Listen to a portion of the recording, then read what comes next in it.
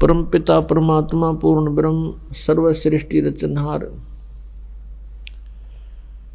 कबीर परमेश्वर जी की असीम कृपा से आप जी ये सत्संग सुनने के लिए उपस्थित हुए।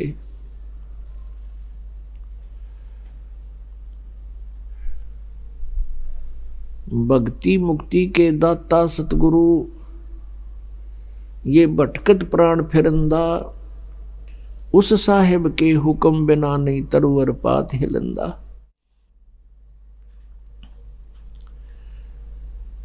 परम पूज्य परमेश्वर कबीर देव जी ये वो समर्थ भगवान हैं, वो समर्थ प्रभु हैं जिसके हुक्म बिना एक पत्ता भी नहीं हिल सकता, उनकी रजा के बिना कोई भी प्राणी सत्संग में नहीं आ सकता। उनकी रजा कैसे हमारे ऊपर हो? परमात्मा आत्मा के साथी हैं, इस मन के नहीं। आत्मा परमात्मा का अंश है, ये परमात्मा के उत्पन्न की हुई है, उसके शरीर से निकली है। इस आत्मा का उससे विशेष लिंक है, विशेष संबंध है। जैसे माता को अपने पुत्र पुत्री कितने प्रिय होते हैं, ठीक इसी प्रकार उस परम पिता ने जिसमें सभी गुण विद्यमान हैं, तुमेव माता च पिता तुमेव बंधु च सखा तुमेव विद्या च द्रविणी तुमेव सर्व मम देव देव। ये वो परमात्मा है जिसमें माता पिता मित्र और भाई के सभी गुण विद्यमान हैं। ये हमारा सच्चा पिता है, ये हमारा जनक है और यही हमारी माता है, क्योंकि तीनों लोकों में सबका धारण पोषण वही परमात्मा कर रहे हैं। तो पुण्यात्माओं, हम अपने परमात्मा को भूलकर हम इन काल के इन माया के भगवानों को याद करते रहे, पूजते रहे। अब उसकी रजा कैसे होगी? आत्मा जब रोती है परमात्मा को, ये मालिक उसके पास पहुंच जाता है। अपनात्माओं, आत्मा तो वैसे सबकी ही रोती है जब उस पे विशेष आपत्ति आ जाती है, अन्यथा ये मन के अधीन होकर के सारा जीवन वैसे ही बर्बाद कर जाता है। ये आत्मा बर्बाद कर जाती है अपने जीवन को। जब आप जी ने उपदेश ले लिया, आपका लिंक, आपका संबंध परमात्मा से विशेष तौर पर जुड़ गया। वैसे तो हम सभी भगवान की आत्माएं हैं, लेकिन जो उस मालिक से फिर से संबंध स्थापित कर लेती है, उसके ऊपर उसकी एक विशेष रजा बन जाती है। और फिर वो आत्मा सच्चे दिल से पुकारता है परमात्मा को, तो फिर उसकी रजा उस पर बनती है। और वो सत्संग में आने की रुचि नहीं करता है, संसारिक कार्यों को विशेष महत्व देता है, तो परमात्मा फिर उस पर रजा नहीं बख्शते। और उनकी रजा ना होने से हम यहाँ नहीं आ सकते। अपने आत्माओं, हम अपने पेट के लिए, एक रोजी रोटी के लिए सुबह से लेकर शाम तक और नाइट सर्विस में भी ओवर टाइम भी करते हैं। और जैसे किसान है, इसका तो कोई समय फिक्स नहीं, रात और दिन लगे रहते हैं। तो किस लिए लगे रहते हैं? कि केवल एक पेट भरे और एक मकान बन जा, बढ़िया कपड़े खरीद लें, ब्याह शादी हुआ उसमें खूब खर्चा कर दें। इनके लिए हम सारा जीवन लगे रहते हैं और वो भी हमसे सफल नहीं हो पाता। तब हम परमात्मा की ही खोज करते हैं। एक मजदूर मेहनत करता है या कोई व्यावसायिक व्यक्ति है, बिजनेसमैन है, वो अपने भरसक प्रयत्न करता है, अपनी खूब सूझबूझ भी प्रयोग करता है, लेकिन फिर भी विफल हो जाता है। ऐसे ही किसान है, अपनी खूब मेहनत करता है, परिश्रम करता है, लेकिन फिर भी सफल नहीं होता। कोई न कोई नुकसान हानि होती ही रहती है। तो फिर भी वो परमात्मा से ही अर्ज करता है लास्ट में, तो हम क्यों ना पहले भगवान से जुड़ जावें और उनके द्वारा दिए गए मार्ग पर हम लग जावें। क्या बताते हैं परमात्मा? दुख में सुमरण सब करें, सुख में करे न कोई। जय सुख में सुमरण करे तो दुख काहे को होवे। सुख में सुमरण किया नहीं, दुख में करते याद। कह कबीरता दास की ही कौन सुने फरियाद।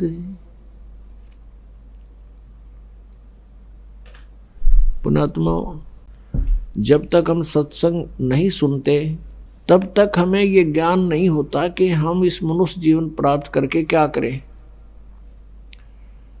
सत्संग में आने से प्राणी को ज्ञान होता है। महापुरुषों के साथ बीती हुई कथाएं आपको सुनाई जाती हैं, फिर आप भी उन महापुरुषों का आचरण करते हो जिन्होंने परमात्मा पाया, और फिर अपना जीवन सफल हो जाता है।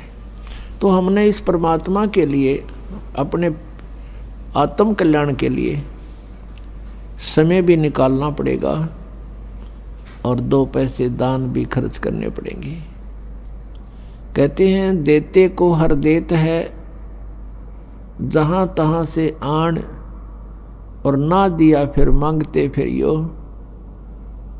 परमात्मा सुने नहीं कान। अब जिन्होंने पिछले जन्मों में विधिवत साधना करके कोई पुण्य किया हुआ है, आज उनको परमात्मा ने समय पर रोटी दी है, अच्छा व्यवसाय दिया है, या कोई अच्छी पोस्ट दे रखी है, या अन्य कोई साधन उसका बना ही रखा है। अब उसकी रोजी रोटी की समस्या हल हो रही है, क्योंकि उसने पहले जन्मों में दान किया हुआ है, धर्म किया है। और जिन्होंने कंजूसी की थी, आज उनको कुछ प्राप्त नहीं है। कोई मजदूरी कर रहा है, कोई भिखारी बन के मांगता फिर रहा है। तो यहां परमात्मा कहते हैं देते को हर देत है, जहां तहां से आन, और अण देवा मांगत फिरो। जिसने नहीं दिया फिर वो मांगते फिरियो। परमात्मा सुने नहीं कान। एक इंसान रिक्शा के अंदर बैठा है और एक इंसान उसको खींच रहा है, चला रहा है। ऐसा अंतर क्यों है? क्योंकि जो रिक्शा के अंदर बैठा है उसने पिछले जन्मों में पुण्य किया है, और जो रिक्शा खींच रहा है उसने कभी पुण्य नहीं किया किसी जन्म में। तो पुण्यात्मा, हमारा मूल उद्देश्य तो ये होना चाहिए कि हमारा जन्म और मृत्यु सदा के लिए नाश हो। फिर भी हमें सतर्क रहना चाहिए। इस काल के लोक का कोई भरोसा नहीं, इंसान कब मार खा जाए। और काल की अपनी पूरी कोशिश रहती है कि किसी ना किसी प्रकार इस प्राणी को परमात्मा से दूर कर दूं, इसके नाम को खंडित करवा दूं। एक बार नाम खंडित करवा के फिर ये चुप हो जाता है, खामोश हो जाता है, और वो प्राणी जो यहाँ से दूर हो गया, उसका नाम खंडित हो गया, फिर उसको धीरे धीरे धीरे धीरे उसका मन यहाँ से हटता चला जाता है, फिर वो काल के जाल में फंस जाता है। तो कहने का भाव ये है कि हमारा उद्देश्य तो होना चाहिए कि मोक्ष हो। हे भगवान, फिर इस गंदे लोक में जन्म ना हो। ये आत्मा रोनी चाहिए आपकी। ये बातें कहन सुन की नहीं, ये कर पाड़न की है। इसके लिए तत्व ज्ञान आधार बना के चलना पड़ेगा अपने। अपनात्मा फिर भी काल का बहुत बड़ा प्रेशर है जीव पर। पिछले इतिहास देख लो, बड़े बड़े भगत भी मार खा गए, रह गए यहीं काल के जाल में। तो इसलिए आपको पुण्य भी करते रहना है, और इस पुण्य से हमें यहाँ से छूटने में भी बहुत सहयोग मिलेगा।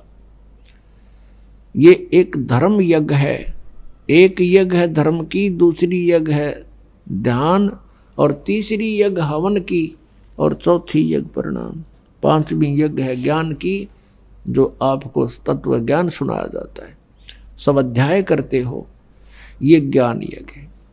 तो परमात्मा पाने में भी ये अति सहयोगी है। ये धर्म एक यज्ञ है धर्म की, जैसे आप यहाँ दान करते हो तो उसमें से भंडारे होते हैं।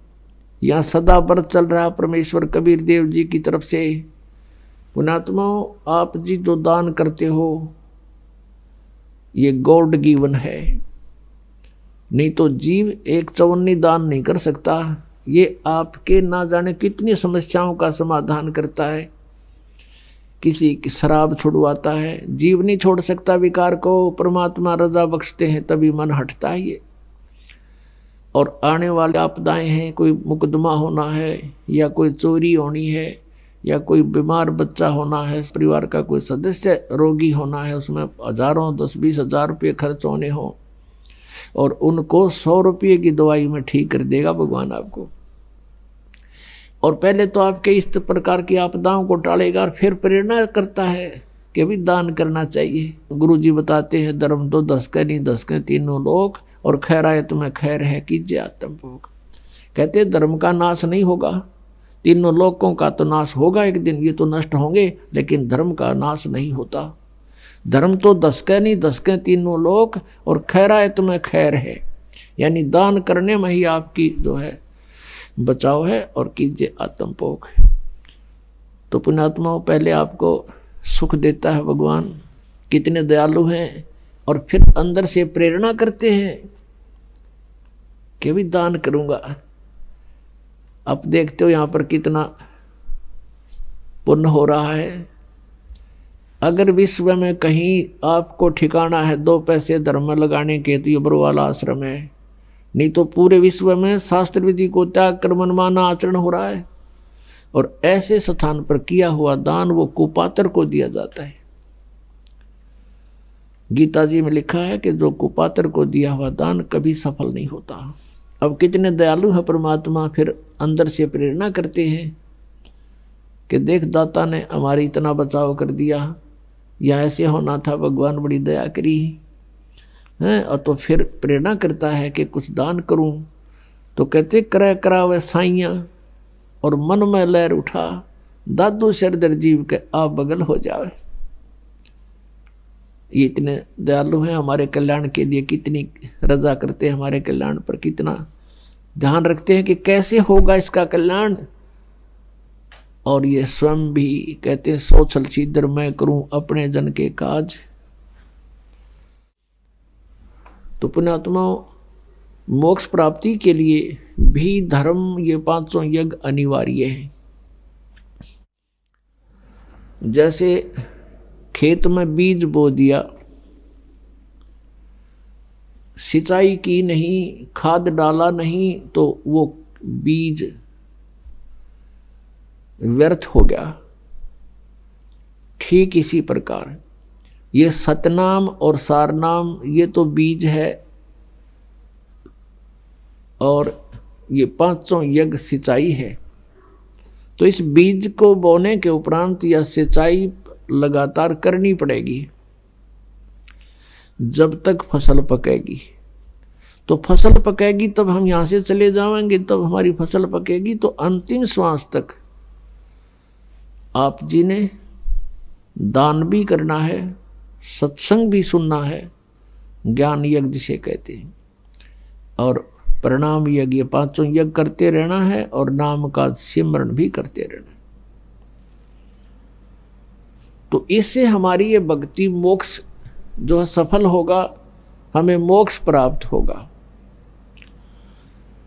अब मान लीजिए किसी कारण से आप पैर फिसल गया, नहीं गए सतलोक में, फिर दुर्गति तो यहाँ होनी ही होनी है, 84 लाख योनियों में आपने जाना ही जाना है। इतना सहारा आपको मिल जाएगा, पुनर्जन्म होगा तो आपकी रोजी रोटी की समस्या हल पावेगी। किसी अच्छे धनी व्यक्ति का जन्म होगा और फिर आपको सहयोग मिलेगा। लेकिन आप जी का ये मन में सपने में भी नहीं आना चाहिए भगवान फिर जन्म हुआ है। ऐसे नहीं, कहने से नहीं, आपको इस ज्ञान से आपके हृदय में, आपकी आत्मा में इतनी यहाँ से नफरत बन जाएगी, गलानी बन जाएगी। जैसे किसी वस्तु से एलर्जी हो जाती है, उसको मुंह की तरफ करते समय भी उल्टियाँ आती हैं, हबक आती हैं, तो ऐसी स्थिति आपकी आ जाएगी यहाँ पर इस ज्ञान से, इस भक्ति विधि से। कुछ समय के उपरांत आपको यहाँ किसी भी वस्तु में आनंद नहीं आएगा, ना किसी राजकाज में, ना किसी एमएलए, एमपी, मंत्री, मुख्यमंत्री, प्रधानमंत्री के पद को आपकी आत्मा नहीं मानेगी जब ज्ञान हो जाएगा।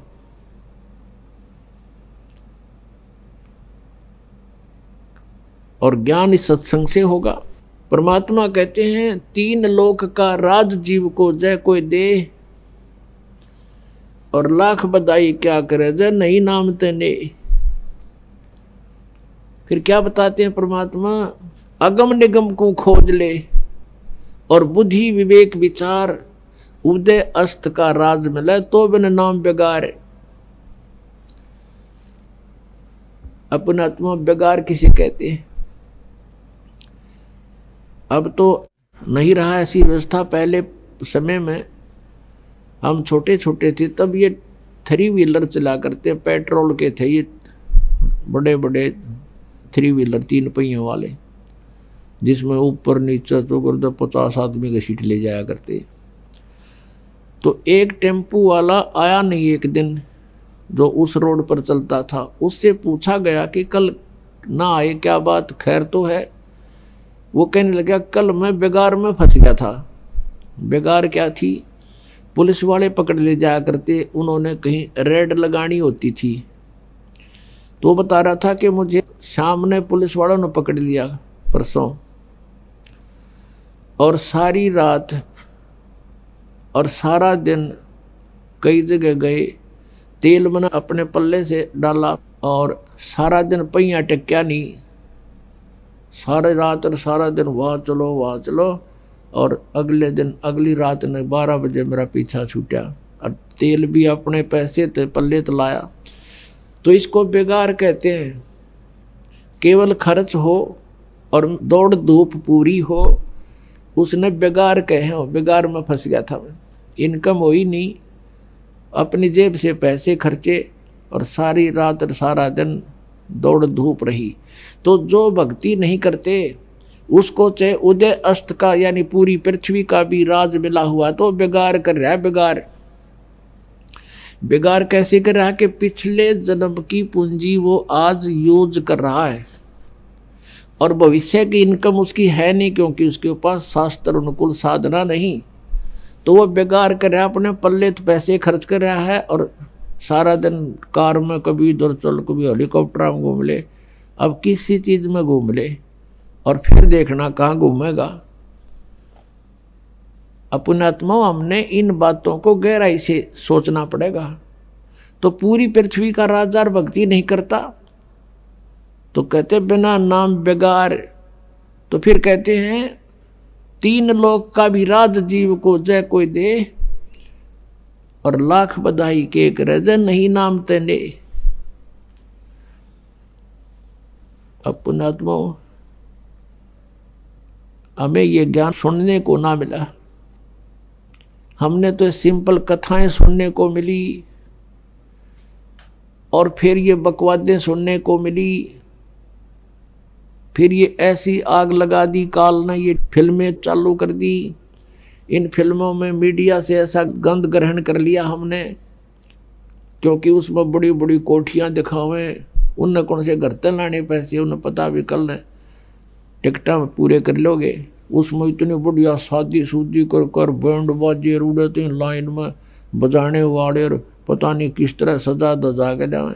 ये फंड सिखा दिए हमारे ताई सारी बकवाद, और हम सारा जीवन उधर डाइवर्ट कर दिया अपना, सारा जीवन पैसे कमावें इधर उधर अटपट करके और फिर ब्याह में खर्च दें या कोठी बनाने में ला दें, कल न मृत्यु हो जाएगा देव बनकर खड़े हो जाते हैं। वह कोठी के काम आई। तो पुण्यात्माओं, मन हटाना पड़ेगा इस बकवादों से यदि भक्ति करना चाहते हो। और हमारा उद्देश्य आपको यहाँ केवल संसारिक सुविधाएं देना नहीं है, हमारा उद्देश्य, दास का उद्देश्य और परमात्मा का जो आदेश है, आपका यहाँ से पीछा छुटवाना है। आपको आवश्यक सुविधाएं अवश्य मिलेंगी, अन्य से अच्छी मिलेंगी, लेकिन जो आपको हानिकारक होंगी आपकी डिमांड पर भी नहीं मिलेंगी, आपकी आपदाएं नहीं रहेंगी, आपके जो जीवन में कोई संकट है वो नहीं रहेगा, आपकी अकाल मृत्यु नहीं होगी। ये गारंटीड बात समझ लेना। जब नियम में रहोगे तो, जब लग हंसा हमरी आना और काल लगे नहीं तेरा बाना, हमारी मर्यादा में रहोगे भगवान कहते हैं, फिर इस काल का अटैक तुम पर नहीं हो सकता। पग पग पर ये तक तक मारे काल अचानक बाणा, बाण माने तीर, कहता यू पग पग पर तक तक मारे, अचानक ठोक दे है। और जब हम परमात्मा की शरण में आ जाएंगे, इसके ये तीर हमारे ऊपर नहीं कामयाब होगा। ये तो हमने जो उद्देश्य है कि यहाँ से पीछा छुटवाना है। इंद्र दा राज काग दा बेस्टा और ना बोगा इंद्राणी नू। हमारी आत्मा यहाँ इतनी हेट बन जाएगी कि इंद्र स्वर्ग का राज्य भी हमें कोई दे, हम थूके भी कोई नहीं उसकी तरफ, क्योंकि अपनी पूंजी बर्बाद करनी है। बिगाड़ करने वाली बात है, क्यों करें हम ये बिगाड़। अब मन हटेगा जब सच्चाई से हम परिचित होंगे, कहने से बात नहीं बनती। अपने आत्मा परमात्मा क्या याद दिलाते हैं, कोटि जन्म तन भर मत होगे, कुछ ना हाथ लग्या रे, कुकर सुकर खरबया बोरे, कौआ हंस बुगारे। कि कोटि जन्म तूने यहां भटकते होगे, कुछ नहीं हाथ लग्या रे। है परमात्मा कहते हैं, राम नाम कड़ुआ लगे, राम नाम कड़ुआ लगे, मीठे लगे दाम, दुविधा में दोनों गए, भाई माया मिली ना राम। पुणात्माओं, एक आधी घटना जो हृदय से हटती नहीं, और वो घटनाएं हमें इन बुराइयों से दूर कर ले जाती हैं, धक्का ले जाती है हमारे इस मन पापी को। हम फिर भगवान के निकटाने की चेष्टा करते हैं, कोशिश करते हैं, रोते हैं उसके लिए। एक समय ये दास हमारे पूज्य गुरुदेव जी, तलवंडी भाई कस्बा है जिला फिरोजपुर में, वहाँ उनका आश्रम है। गुरुदेव जी सतलोक चले गए थे, उससे पहले दास को आदेश दे दिया था सत्संग करने और उपदेश देने का। तो वहाँ सत्संग करने जाते थे। वहाँ गुरुदेव की जो भक्त थे, उनका कोई रिश्तेदार वहाँ कोई शोक व्यक्त करने आया हुआ था, किसी बुढ़िया मर गई थी कोई। वो शुक्र को आया था, शनिवार को वो जाने लगा। तो भक्तों ने कहा कि आप सत्संग सुन के जाना, हरियाणा से आएंगे महाराज, आज शनिवार है, आप रुको, कल एतवार है, सत्संग होगा, 10-11 बजे तक सत्संग होता है, आप सत्संग सुन के जाना। बोला नहीं, सत्संग हम सुनते रहते हैं, मुझे बहुत आवश्यक कार्य है, जाना है। तो उन्होंने कहा सत्संग आपने बहुत सुने होंगे पर ऐसा सत्संग नहीं सुना होगा। कहने नहीं, सत्संग सब एक जैसे ही होते हैं, संत सब एक जैसे होते हैं, अटपट करके। उसने कहा कि मुझे बहुत आवश्यक कार्य है और एक पार्टी आवेगी मेरे बिजनेस से संबंधित, और उसका अनुबंध होगा, एग्रीमेंट होगा, और मुझे 5 लाख का बेनिफिट होगा। सन 1998 की बात है। 5 लाख, आज के तो मेरे ख्याल 50 लाख होंगे वह। तो वो कहने लगा नहीं नहीं, ऐसे कह कर वो निकल गया, नहीं रुका। शाम को 4-5 बजे ही चला था। अंबाले के पास जाके एक ट्रक खड़ा था बजरी का भरा हुआ, वो खराब हो गया, उसका जैक ला रखा, पिछले व्हील निकाल रखे उसके चारों, और उसने तो वो 5 लाख दिखाई दे थे, और स्पीड फुल कर रखे, पार्टी आओगी उसके खाने पीने के लिए, होटल बुक कराऊंगा और गुटी शूटी ला कर रखूंगा, इंग्लिश वाइन। अब वो तो 7वें आसमान पर चल रहा था, पूरा परिवार था उसमें, 2 खुद थे, 2 उनके बच्चे, 4 सदस्य थे, मारुति कार थी। उस स्पीड के अंदर उस ट्रक का नीचे घुस गई, वो जैक भी हट गया, पहली बात तो लागते मर लिए होंगे, और फिर रही कसर उसने काट दी, वो ट्रक ऊपर पड़ गया, लोडेड ट्रक बजरी का भरा हुआ, एट द सपोर्ट मर गए। अब चाट ले उन 5 लाख के बेनिफिट ने। अब परमात्मा कहते हैं राम नाम कड़वा लागे मीठे लागे दाम, और दुविधा में दोनों गए माया मिली ना राम। और जब वो नालायक रुक जाता उनके कहने सुनते, कहते हैं संत शरण में आणते आई टले बला, और जब मस्तिष्क में सूड़ी होवा काटे में टल जाए। परमात्मा क्या बताते हैं कि हमारे जो ऊपर आपदा आती हैं, कई प्रकार से इनको नॉर्मल किया जाता है। पुण्यात्मा में पाप से ही हमें आपदाएं आती हैं, पाप से दुख होते हैं और पुण्य से सुख होते हैं। तो कुछ पाप तो ऐसे हैं हमारे जो संत के दर्शन से कटते हैं, कुछ ऐसे टाइप के पाप होते हैं जो आशीर्वाद से नाश होता है, कुछ ऐसे टाइप के पाप हैं कि हमने दान ही करना पड़ता है, उससे तभी बचाव होगा। कुछ ऐसे पाप हैं जो भजन से सिमरण से नाश होंगे। तो हमने अपने इस जन्म मरण के दीर्घ रोग का नाश करवाने के लिए हमने सभी प्रकार की औषधि सेवन करनी पड़ेंगी। हमने गुरुदेव के दर्शन भी करने पड़ेंगे और आशीर्वाद प्राप्त करना पड़ेगा, और साथ में जो 500 यज्ञ बता रखे ये भी करनी चाहिए। तो ये जो आपको विधि बताई जाती है कि कुपात्र को दिया हुआ दान व्यर्थ है, सुपात्र को दिया हुआ दान आपका फलता है। अब जैसे हम पहले साधना किया करते थे, पहले भी करते थे हम पूजाएं, क्योंकि भक्त आत्मा जो अच्छी आत्माएं हैं वो भक्ति बिना रह नहीं सकती, और उसके लिए काल ने बहुत लंबे चौड़े जाल फैला रखे हैं कि एक सत साधना ना करके परम संत के पास ना जाके नकली गुरुओं के पास ये कितने बैठे रहो, कहीं धक्के खाते रहो, भटकते रहो, अंत में इन्होंने पशु बनना ही बनना है, यहाँ से जा ही नहीं सकते। तो तब हम साधना करते थे तो हमारे पूर्व जन्म के संचित जो संस्कार थे, प्रारब्ध में जोड़े गए थे, उस प्रारब्धवश पुण्यों से हमें लाभ हो रहा था। जैसे कक्षा में पास हुए, फिर विवाह हुआ, रोजगार मिल गया, संतान हुई, तो हम ये सोचा करते थे हमारे को इन भगवानों ने मौज कर दी। कौन से भगवानों ने? बाबा श्याम जी ने, हनुमान जी ने, श्री कृष्ण और शंकर भगवान और विष्णु जी ने। हम ये सोचा करते थे इन भगवानों की हम पूजा करें, इन ने ठाठ कर दिए या मौज मचा दी। अब पता चला कि ये भगवान तो ये कुछ भी ना कर सकते, ये तो जो आपका जिसा कर्म से वैसा ही दे सकते हैं। हम जाते थे बाबा श्याम जी पे या सालासर हनुमान जी की पूजा में, तो कोई सुख होता था तो 100 गुण गा करते, वहाँ और बैठे होते, आज मुझे ये लाभ हो गया है, सालासर आनते मैंने ये फायदा हो गया, और वहाँ 10 और मिल जाते बताने वाले कि हमें भी ये लाभ हो गया, हमें भी ये लाभ हो गया। तो हम वहाँ उस पत्थर पर कति फेट होते चले गए, सही यहाँ कोई न कोई लाभ सबको हो रहा है, और वो हो रहा था पिछले पूर्व जन्म से।